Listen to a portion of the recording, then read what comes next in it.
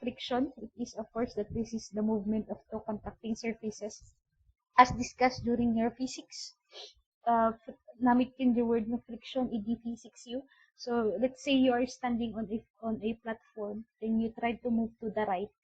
Friction will resist your movement. So, the direction of friction is to the left, tapno ag kontraon na di movement mo. So, there are different types of friction. We have dry friction, or we call this your column friction. And this is the center, or that is the main focus tayo it is statics of rigid bodies.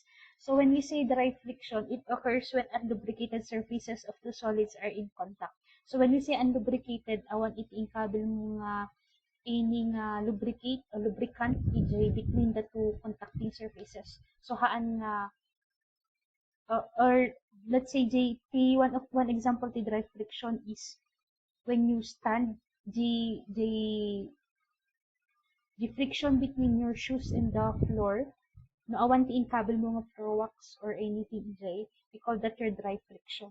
Another type of friction is your fluid friction, wherein this occurs when layers of two viscous fluids moves at different velocities. So fluid friction is this will be discussed in your fluid mechanics, seen through with skin friction, where this is called a friction drag, which is a component of the force resisting the motion of a solid body through a fluid. So fluid friction is skin friction, ma-encounter you dito the anti-fluid mechanics. Another type is your internal friction. This is associated with shear deformation of the solid material subjected to cyclical loading. So internal friction, ma-encounter tayo mo dito dynamics of rigid bodies. So, iti in statics, iti main concern tayo lang talaga is the dry friction. There are elements of dry friction. We have, ita makikita yun dito screen nyo. So, for example, this is your surface, data the object. So, obviously, the object at the weight na. Then, may friction tayo. So, let's say, dating a box nga makikita dito screen, it will move to the right. Expect that the friction will move to the left to resist your movement.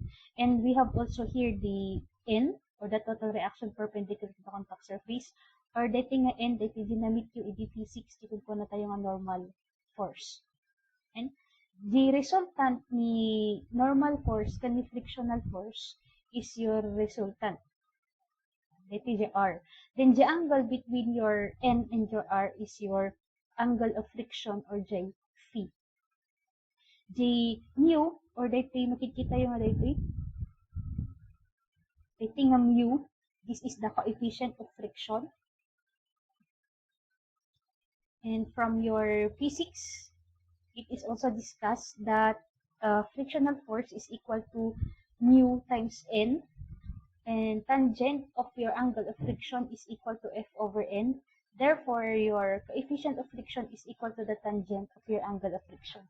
Do not forget these equations, dating formulas for dry friction, since na-introduce dito during your physics. Mausap tayo mat lang dito as we go on with our discussion. Okay? So, before we proceed with examples, let's consider this block. My reference here is the website of matalino.com. After our discussion, I encourage you to visit this website kasi nagadot examples na ijay regarding friction at na mas maawatan kayo analysis of rigid bodies considering friction. So, considering this block, it is placed upon a plane that is inclined at an angle theta with the horizontal.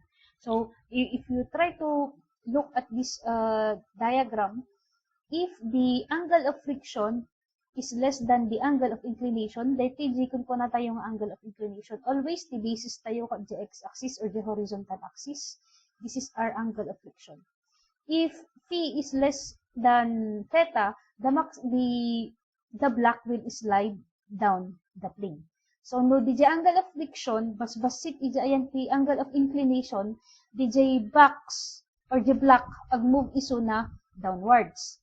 But, if equal the angle of friction kan the angle of inclination, the block is in impending motion down the plane. So, nukanan tayo nga impending motion, agrugipay lang iso nang ag-move. Agrugipay lang. Ayan if phi is less than theta, bumaba talaga iso na. No, dito phi is equal to agrugipay lang nga bumaba. Numot DJ phi greater than theta, the block is in stationary. Okay? Now, take note of these conditions. Mausar tayo dito as we go on with our discussion. So, let's have an example for us to understand further what is friction. Applying the static equations. So, for this problem, the 2,225 Newton block is in contact with 45-degree incline. The coefficient of static friction is 0.25. You are required to compute the value of the horizontal force P necessary to A. Just start the block up the incline or just prevent motion down the incline, and if P is equal to 1780 newtons, what is the amount and direction of the frictional force? So, given this problem, birukan tayo the value ni P.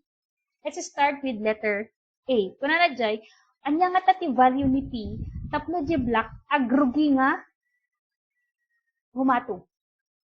To just start the block up the incline. So, ti sitwasyon na kano, dati problem na dati situation A, DJ block, di kulay blue nga makikita yung dito screen nyo, idurduron ni P, tapno, humato isuna. So, dahil sa dati nga problem. The force P is pushing the block up the incline. The push is hard enough to overcome the maximum available friction, causing an impending upward motion. So, dito yung situation ni A gamin, di ba, ag-move, no, in-apply mo ni force P, obviously, ag-move DJ object upwards, pangato iso na. But since there is a friction, ni friction ti mang-resist ij movement ij block, iso nga the direction ni force, ni frictional force is data pababa. And no, ikabel tayo di kita dumapay nga elements iti dry friction, at dita di normal force. Now, you have to take note again, no kunan tayo nga normal force, always nga ni normal force, naka-perpendicular isuna, ija ayan iti contact surface. Dahiti kulay black nga makikita yung nga daytoy, data di contact surface. And always DJ normal force tayo naka-perpendicular isuna, ija ayan ti contact surface. And then, tapno mas maawatak, mas malakaanak ti analysis ko, kailangan nga ag-ikabel iti reference X and Y axis ko. So, tapno malakaanak, DJ reference X axis ko, nakaparallel iso na dyan ti contact surface. Then, i-drawing ko ni reference Y axis, that is naka-perpendicular iso na dyan ti reference X axis ko. Ulitok, nung naikabel ko di elements iti dry friction, tapno nalaklaka di analysis ko, agikabelak tata iti reference X and Y axis. So, tapno nabibiit para kanyak, ipangikabilak di reference X axis ko, parallel iso na di ayan ti contact surface. Ti contact surface ko dito ikat di kulay black nga line. Then di Y axis ko, naka-perpendicular iso na di ayan ti X axis. Nagets tayo? Din kastak ije X and Y axis.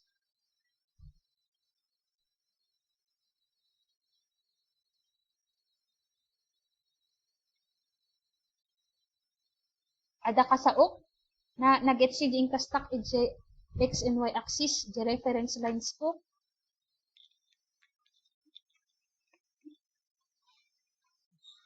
Wait lang.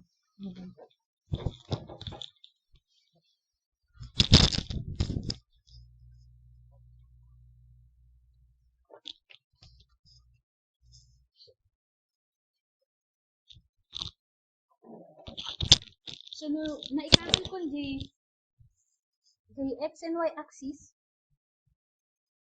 naagal ko iti trigonometry, iti geometry, no 45 degrees DJ angle of inclination to contact surface hanggang iti or horizontal, using what I've learned during my geometry and trigonometry, I can say that this is also equal to 45 degrees as well as this one. That is also equal to 45 degrees. Balik ako, from my geometry and trigo, if given that the 45 degrees na angle of inclination, the contact surface and the horizontal axis, I can also say that this is equal to 45 degrees seen through with this angle that is equal to 45 degrees. Yan. So, kasta iti free body diagram ko. Baka dito maulaw kayo dito yung kastak kasi naka-incline ni X and Y axis. Mabalingbat nga kasta yo, baliktadan nyo. Okay lang? Dito yung kastak tatay, naka-incline ni X and Y axis. Lumaulaw kayo ti kasta nga orientation ta nasanay kayo DJ talaga nga naka-horizontal na X axis. Mabalingbat nga baliktadom itumbang iso na tap nagbaling na flat, okay lang mo. Importante dito gamin, amoyo dagi di angles, kung kayo nga maulaw ka dagi di angles. So, pansinin nyo, no kasta ti orientation, naka-incline DJ 2,225 newtons, kastamot nga naka-incline ni T. Diba? No itumbak daytoy, kasta nga orientation, nakita nyo dita, naka-incline ni 2,225, kastamot ni T. So, hang kayo nga maulaw kastaman ti orientation na or kastaman the same dapat dagijay nangikabilan yung iti angles. Okay? Nakita yung difference iduwa? Agpadada sa bali lang ti orientation na. Okay? So, from this diagram, kailangan na isolve yung value ni P. Kailangan na isolve yung value ni P tapno daytoy nga box ag move isu na upwards. Mang resist iti movement na isu ni friction. Kas connected tayo, we are still in the statics, so usaron tayo di talong static equations. Ano ulit lagi dyan nga equations na naadal tayo. Ulit-ulitot. Aanyo nga liplipatan daytoy nga talo kasi daytoy ti kailangan tayo uray no mapang kayo no higher years you kasapulan nulat ka dagiti talong equations na dito. So dito yan no kikitaan tayo dito free body diagram. Haan tayo nga mabaling nga usuron dito sa summation of moments kasi awan iti given nga distances. We can use dito lang duwa nga dito fx to fy. So let's start with summation of forces and start with x is equal to 0 to the right positive. So, nung mapansin nyo, at dagiti forces nga naka-along the x-axis, I have here F. Ni F, the direction ni F is to the left. Iso nga minus F. Then, di ba kung naka-incline ni P, naka-incline ni 2,225. And diin kasta tayo di lesson 24 systems. Di kasta tayo nga mga lati components, always di reference tayo ni x-axis. So, no dahil ko 45 degrees, kahit nagaroon na sa uwan, dahil nga angle is still equal to 45 degrees. So, naikabel ko di x component ni 2,225 newtons, ag baling nga 2,225 newtons multiplied by the cosine of 45 degrees. But, the direction ni 2,225 newtons, the x component na is to the left. So, that is negative. This is negative. Then, naka-incline ni P, the x component ni P is to the right. So, plus P cosine of 45 degrees, that is equal to 0. Opo, recorded po ito. Nagets tayo dyan kastak dito yan tikwa. Equation na dito negative F minus 2,225 cosine 45 plus P cosine 45 degrees, that is equal to 0. Nagets tayo dyan kastak dito I'll name this as my equation 1. If I take summation of forces along the y-axis that is equal to 0, upwards positive. The forces along the y-axis, mapapansin nyo, the forces along the y-axis obviously at the ni n. The direction ni n po upwards is nga positive. Then since naka-incline ni n, ni weight, and that is pointing downwards, minus 2,225 newtons, sine of 45 degrees. Same with this P. Naka-incline ni P, and pababa rin yung ating direction. So, minus P sine of 45 degrees, that is equal to 0. This is my equation. Since there are two equations, and there are two unknowns, no, pansinan niya DTF, DTN equation 1. Diba, the previous slides that tayo, na ipakita tayo that friction is equal to mu times n. Wherein given ni mu, that is equal to 0.25. So, i-substitute tayo dito, i-giant equation 1.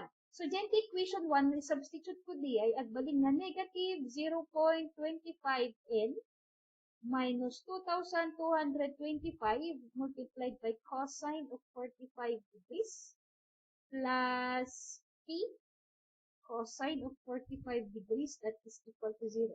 Again, this is my equation 1. The equation 2, n minus 2,225 sine of 45 degrees minus p sine of 45 degrees, that is equal to 0. There are two equations and there are two unknowns. Unknowns ko dito ni p and ni n. Now, I'm going to use the calculator here. Tapno mausar ko di calculator, pagkakadwa, amin nga agkakadwa, amin nga constant, ipan ko the right side equation. Ano ti kahit nga sa uwan ijay. Isimpak lang dito yung equation 1. Ang kayo man nga magulwan, takalagi maululaw diba? So, the equation 1, isimpak lang isunan niya. Negative 0.25 n plus p cosine of 45 degrees. I-transpose ko dito yung negative 2,225 cosine 45 ijay other side equation that is equal to the negative agbaling nga positive 2,225 multiplied by cosine of 45 degrees. Dito na equation 1. Agpada lang isunod dyan in binalibaliwak lang the arrangement na. For equation 2, n tapos minus p sine of 45 degrees, that is equal to 2,225 sine of 45 degrees. Apay nga in-arrange ko isunat as 2. Tapno mausar ko dyan calculator ko. So, dyan ti calculator ko, i-press ko lang Gmode, then pili out the number 5. Since there are two unknowns, usarap di number 1.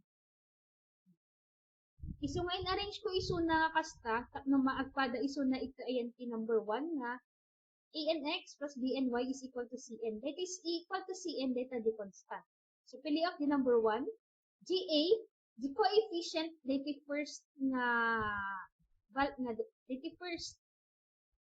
value. The coefficient ni n is negative 0.25. The coefficient ni p is cosine 45 degrees.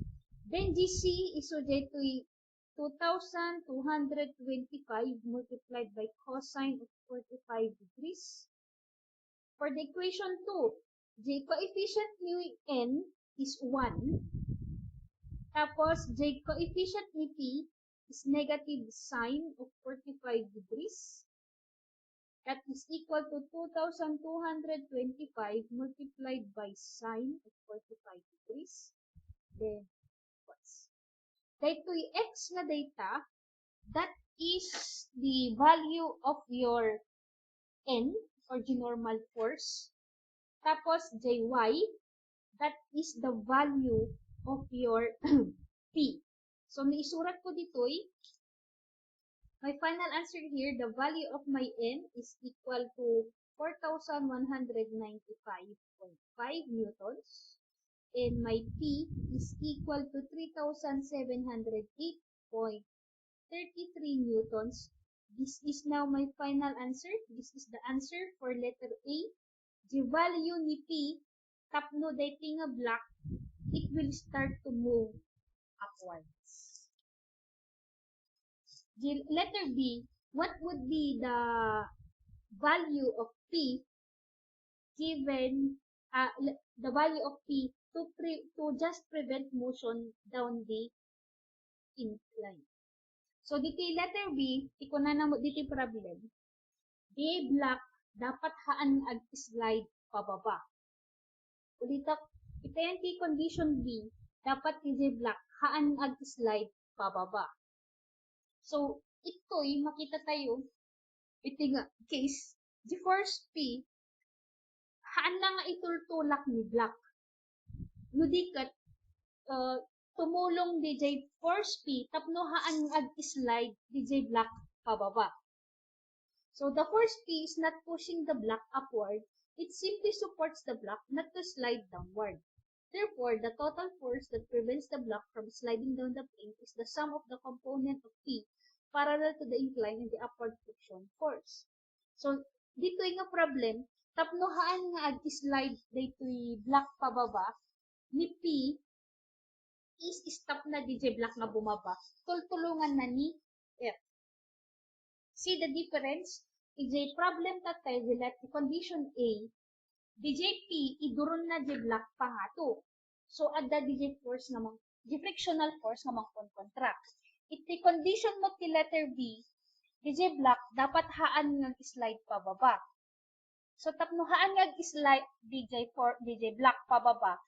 Adda ni P nga mang counteract DJ pababa nga block, tulungan na dahil frictional force. Iso nga DJ sabali di direction ni frictional force at pangatod iso na. Then ikabal ko di mga elements of dry friction. I have here the normal force. Then again, the same. I'm going to use this as my x-axis and my reference y-axis. 45 degrees ijay, 45 degrees mo lang. Ijay. Kas kunak, mamaulaw kayo tikas ng orientation, mabalinmat nga itong bayo. Tapno agpada iso na kadagi di illustrations nga nakikita yung previous examples kayo. But as for me, I'm going to stick with this diagram. Okay?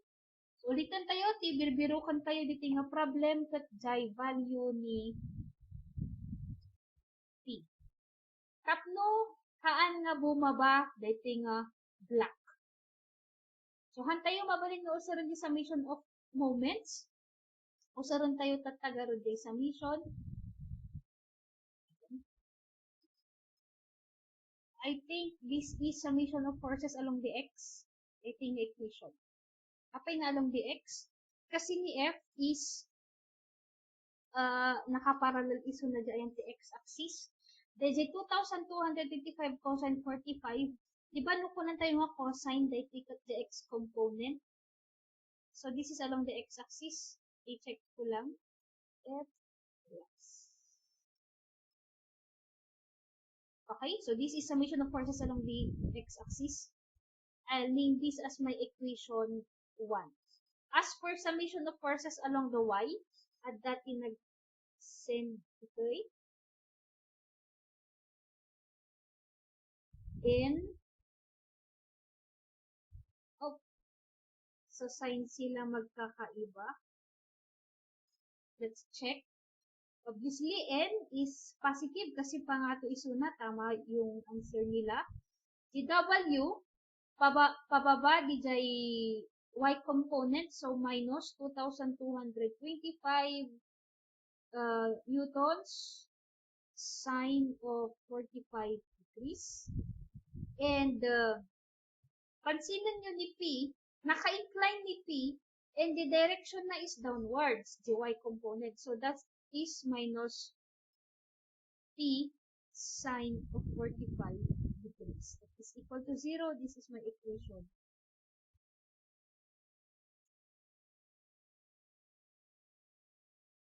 Naulaw kayo dito'y ayan ti sign. No, kas po nakatay no maulaw kayo ti kasting orientation, mabalin niyo mat nga tumbaan ni isuna. Basta, tumbaan niyo tap no makita nyo ngay. O dito'y, no tinumbak yung orientation na, naka-incline ni P, di ba? The direction, the y component ni P pababa. Ano pa nga to? The orientation tinagsabalian na ulaw kayo ng siguro dyan orientation. So, kasla din naramit ko tatay, so katak ni F, iti mu n. So, dyan equation 1, 2. So, katak ni F, iti mu times n. I-disarrange ko lang isuna, plus P cosine of 45 degrees is equal to 2,225 cosine of 45 degrees. This is my equation 1. Equation 2, n minus P sine of 45 degrees. That is equal to 2,225 sine of 45 degrees. This is my equation.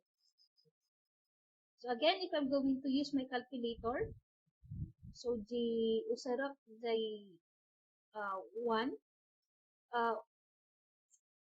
coefficient ni n is 0.25.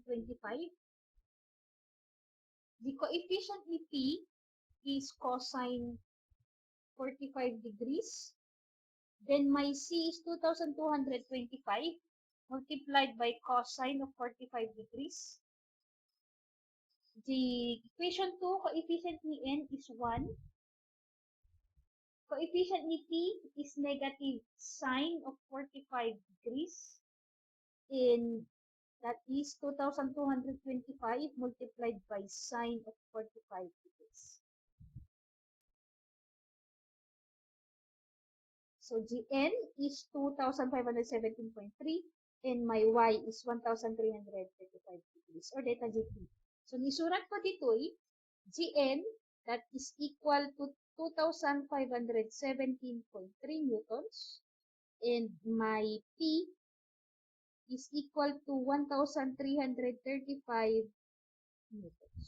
That is the answer po for situation B. So for letter C, given the value P that is equal to 1,780 newtons, what is the magnitude or value ni P in the direct value the frictional force kan anya ti direction the frictional force. So nukit kita ni di diagram given the value ni P 1,780 newtons. So anya nga ta di value ni F. Usaran tayo dito nga pagbasaran tap na maamuan tayo no anya ti direction ni F. So if Px is equal to Wx, there will be no friction under the block. If Px is greater than Wx, friction is going downwards. If Px is less than Wx, friction is going upwards. So, natitagbaling nga basaran tayo, tap na maamuan tayo, no pangato ba or pababa ni friction. So, drawing ko pa lang di free body diagram ko. In-assume ko pa lang dito nga direction, tama-check ko no damdama. That is my normal force. Isla mo na din naramig ko tatay. This is my x and this is my y. These are the angles of inclination, 45 degrees. So, tap no makita no usto di direction ni F ko, kailangan ma-isolve yung value ni Px kani Wx. Kasano ka maala ni Px kani Wx? Na dito nga diagram, dito ibagbagan na nga Wx or the x component ni 2,225. Data mo ibagbagan na nga Px or the x component ni P. No maulaw kayo kas kunak itikas ting orientation, babaling yung nga baliktadin. Maki kayo? Kasta di orientation di original nga problem. No maulaw kayo ti kasta nga orientation, di baliktadom kapno kas agpada iyan tinasanayang nga orientation ni x kan ni y. Ngam haan mo nga suksukatan di angle of inclination ni P kani 2,225. Daytoy di Wx, data ni Px. See? Data di original nga figure, No baliwag to orientation na agbalin na kasjay. Either of these two diagrams ti usarom okay lang. Importante ijay correct dagiti inkabkabel mo nga angles.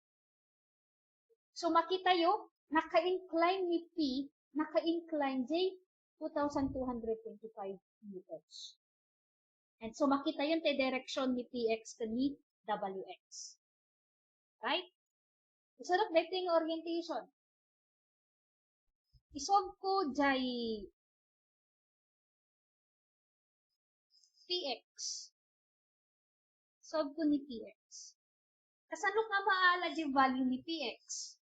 Given na ni P equal to 1,780 newtons and mu is equal to 0.25. So, nadakay kita magot. Kasano ka masolve ni PX? Ang PX is equal to P cosine of 45 degrees. That is equal to 1,780 multiplied by cosine of 45 degrees. And this is equal to, ano dito? I-dictate man kanyak, ano dito 1,780 multiplied by cosine 45?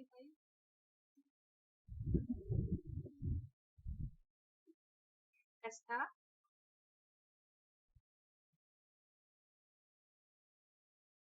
Na-solve ko ni PX, isolve ko tatan ni WX.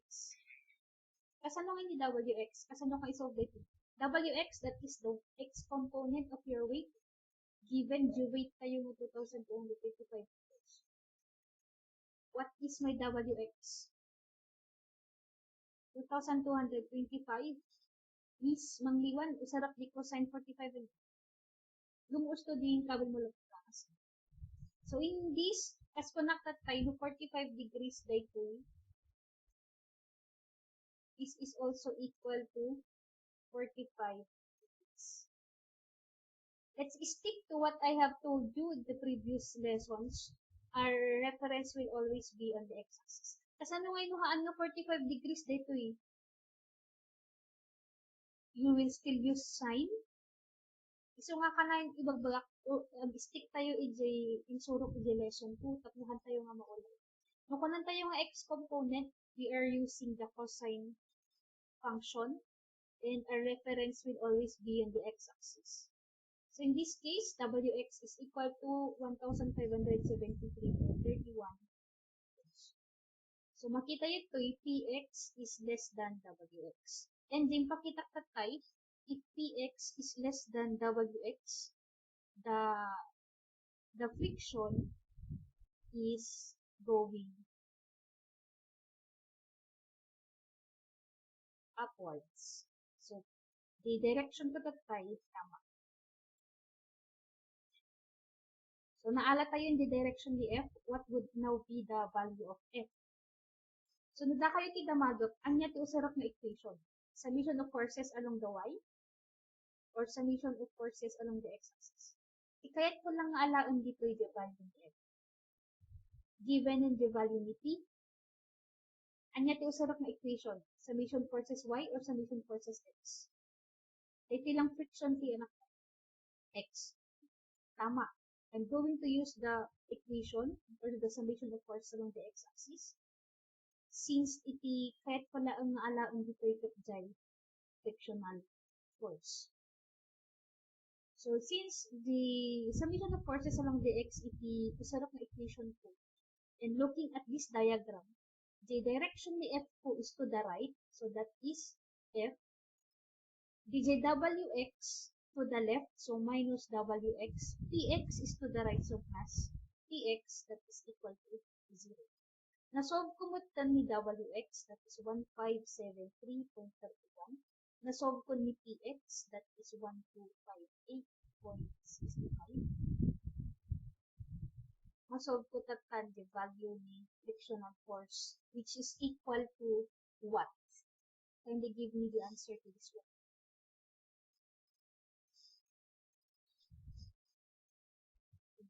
314.66.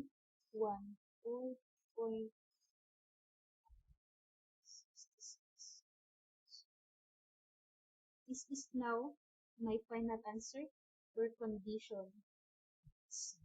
Again, for condition C, the value of my frictional force is equal to 314.66 and the direction is, tapos makita yung DTNT diagram. That is solution dating a problem. Again, dating a problem, it has three conditions. So, sasabali ko values tayo to meeting. First condition tayo, the tapno GA black, it will start to move upwards. The value ni P is 3,708.33 newtons. And the second condition, ni P, ay ni the value of P, tapno di black haan nga slide pababa. The value of RP here is 1,335 newtons. For the condition in letter C, if the value of P is equal to 1,780 newtons, what would be the value and the direction of your frictional force? And na-solve tayo dito that our frictional force is equal to 314.66 newtons and its direction is upwards, as indicated in that diagram. Padasin yung isolve dito, tap na maalayo yung value ni P. Another exercise problem, try to solve this one. It is observed that when the bed of the dump truck is raised to an angle of 25 degrees, the bending machine is given to slide off the bed. Determine the static of coefficient of friction between them and the surface of the truck. So, given this problem, alaan nyo the value iti mu or the coefficient of friction. So, dahil lang given iti dating No, if we try to draw the free body diagram of this problem, halos agpada lang iso na ito ayan so tayo patay. Naka-incline di bed di dump truck. Then, dagi di bending machines, it agrugitan nga ag-slide pababa. So, anya nga ta the value ti coefficient of friction given this problem. Data lang ti given dito nga problem. Padasin mo nga isolve the mu or the coefficient of friction. Then, you may want to compare your solution. Pag damagan nyo ni Google at the answer. This is just an example problem. Exercise problem that no makita yun na naawatan nyo din sa na-discuss. So, if you have any question, ikabali lang i-GC, haan yung ATM kanya at mabasa ko.